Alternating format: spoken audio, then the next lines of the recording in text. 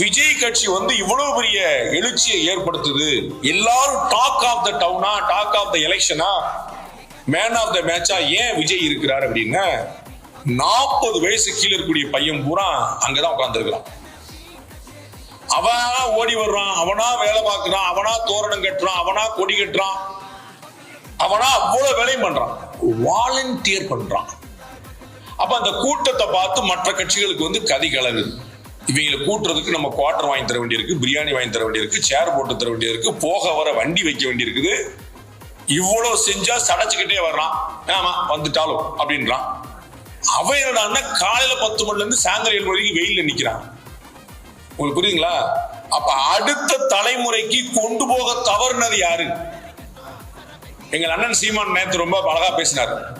தமிழன் தற்கூரி ஆயிட்டான் அப்படின்னு சொன்னா தற்கூரி ஆக்குனது யாரு?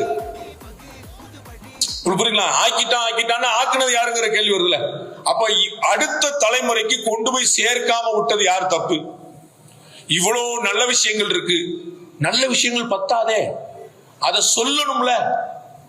நல்ல விஷயங்கள் நடந்திருக்குங்கிற சொல்லணும்ல, சொல்றது இல்ல. கெட்ட விஷயம் பண்ணா பல்ல கடிச்சு உட்கார்ந்து இருக்கிறான். நல்ல விஷயம் பண்ணா பண்ண வேண்டிய கடமை தானே செய்யறான். அவன் என்ன பெரிய செஞ்சிருக்கான், அவன் கை காசா போறான் அப்படின்னு. அப்ப நல்லதை ஆதரிக்காமல் போனால் பொல்லது வீட்டு வாசல் நிற்கும். மறக்காம சப்ஸ்கிரைப் பண்ணிட்டு போயிருங்க.